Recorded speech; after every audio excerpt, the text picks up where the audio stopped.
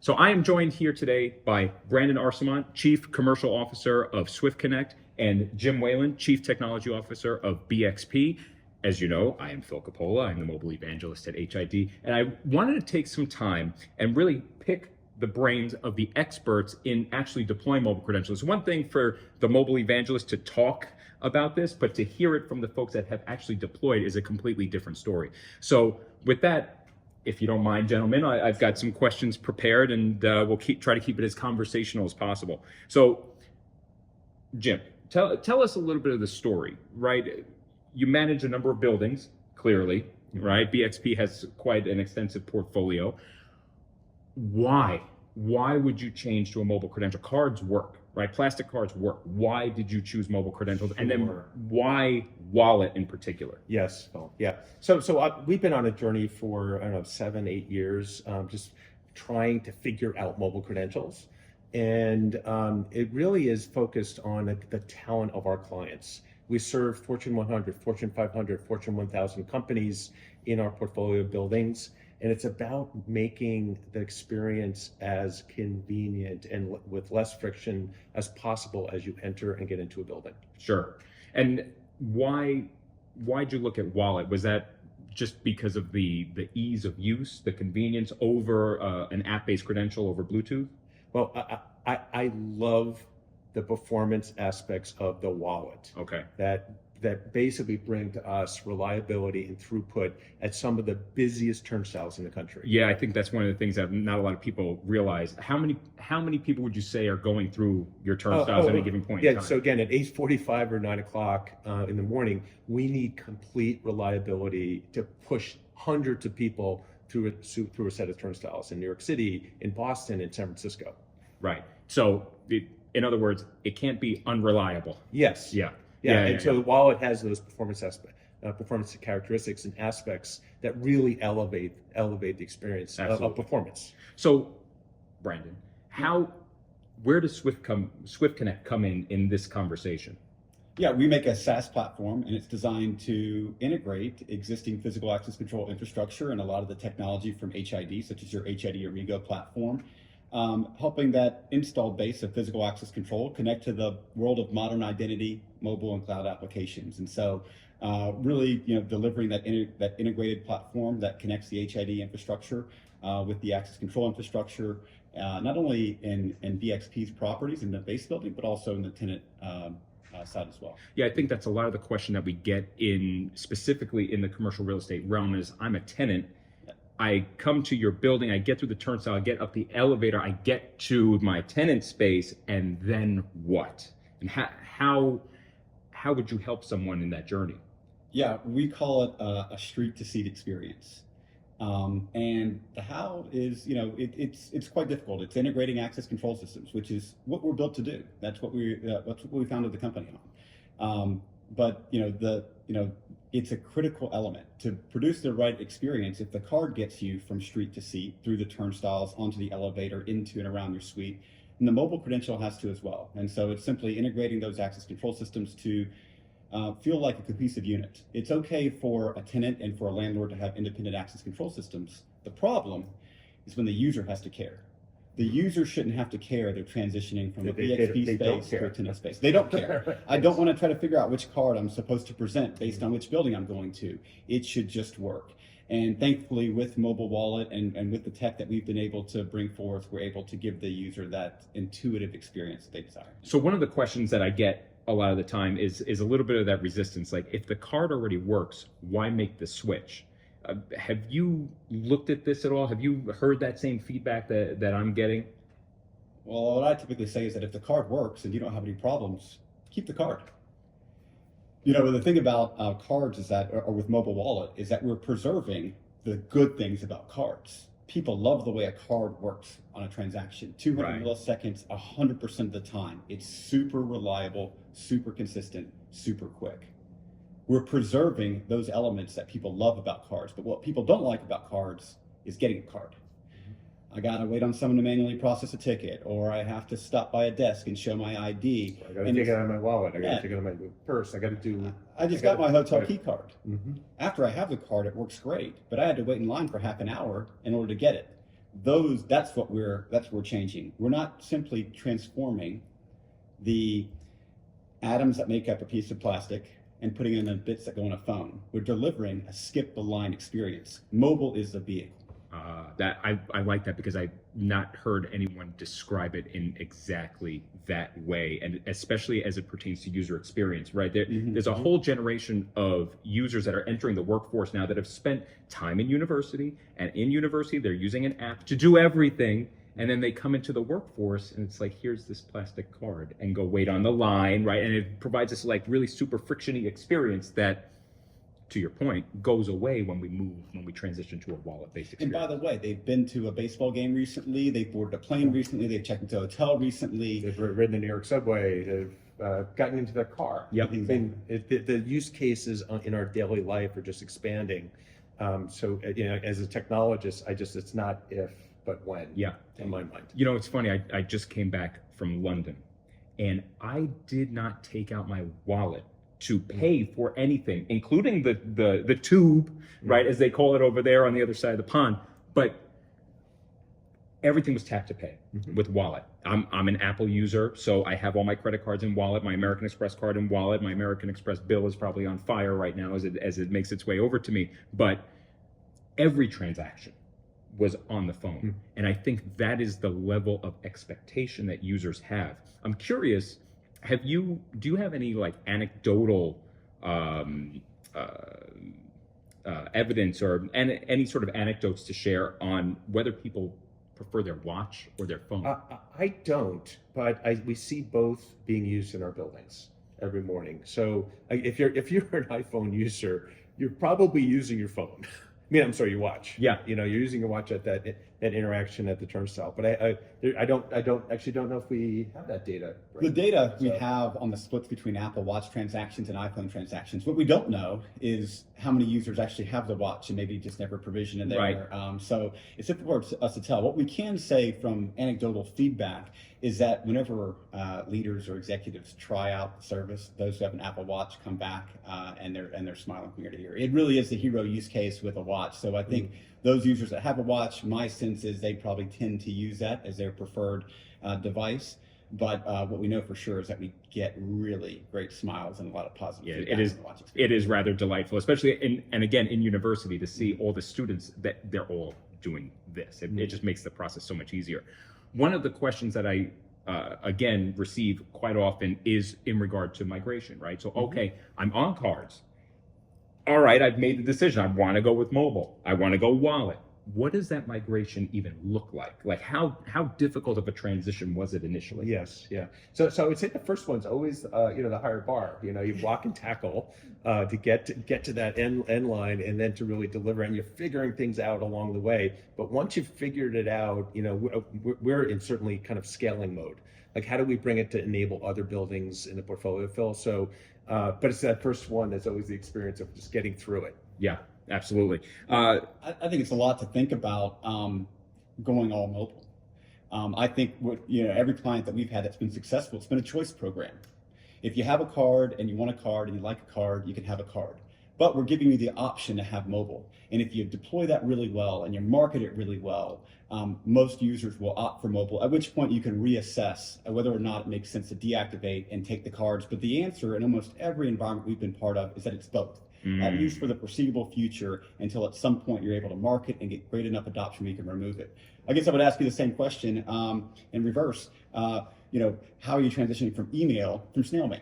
I mean, you still get some paper mail. Yes. You probably don't really read most of it. It's not stuff you really care about anymore. But if you look at the transition we've made in technology and going from something tactile and paper to something that's completely digital, that's sort of the transition you're going through. But there's change management involved. Correct. And we do have a client who has decommissioned all their physical cards. Really? So I mean that's the end game in my mind, to really get to that end line where you have a executive sponsorship within a company to take it all the way to that point, Phil.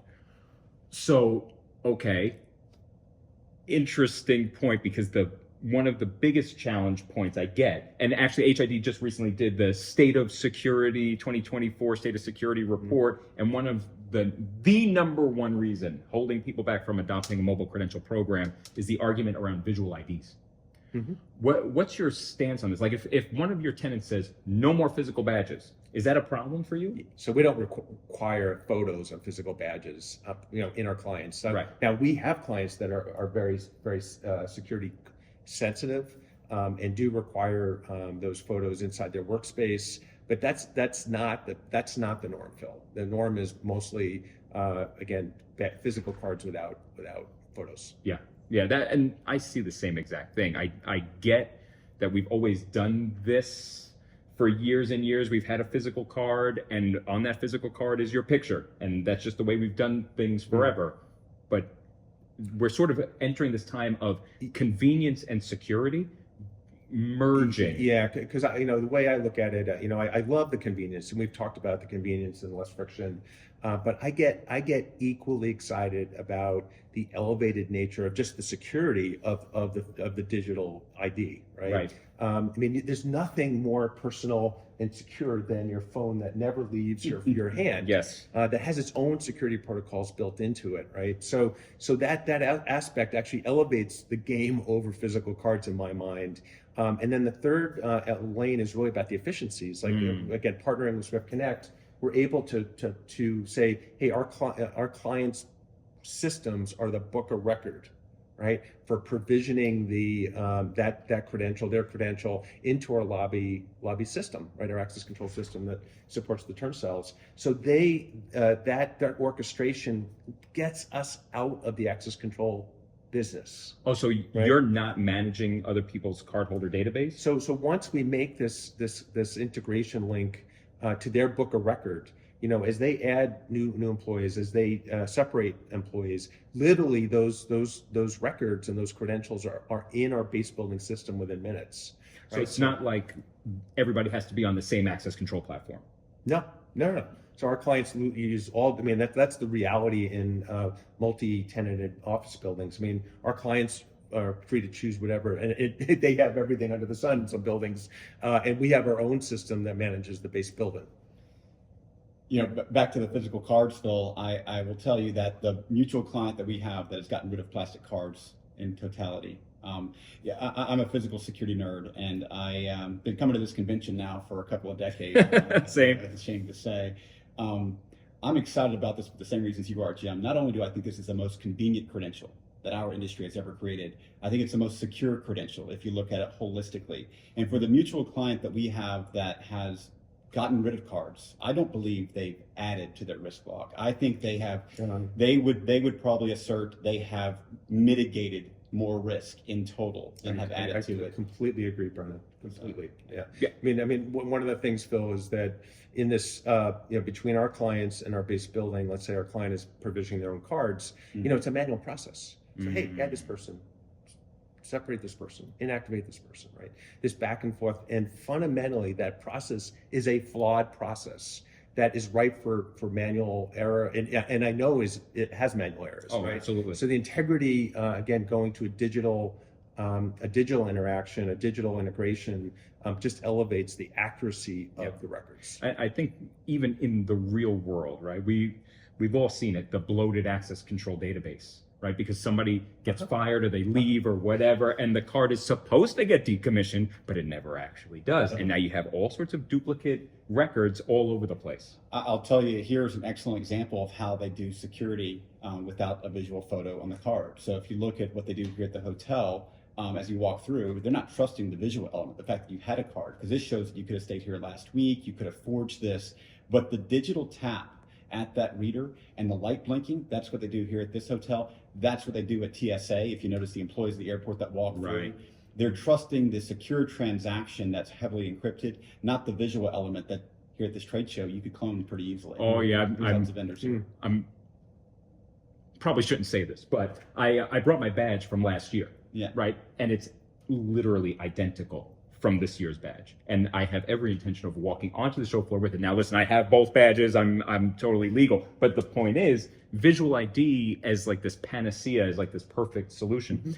It's fraught with unreliability. Let's just put it that way. And assumptions. A lot of times in a corporate environment, if you see someone wearing a badge, you're supposed to assume they have the right to be there. Well, a lot of the greatest risk is a terminated employee. which have a digital, which have a physical badge.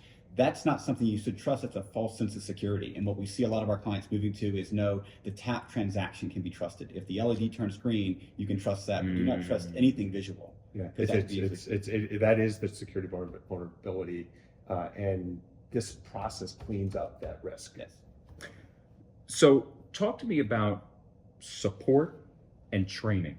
How do you go through that process? Because again, one of the other bits of feedback I get is, all right, well, we've done this, and now how am I going to train people to do it? Now, I think Apple and Google have done a fantastic job of training the entire world on how to tap your phone to do things.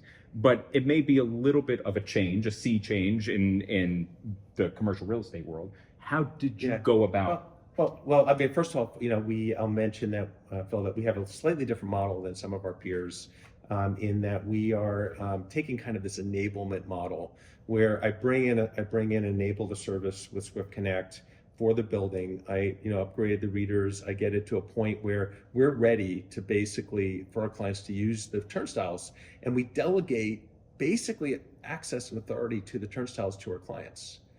Using HIDs and the HID model of how you do that.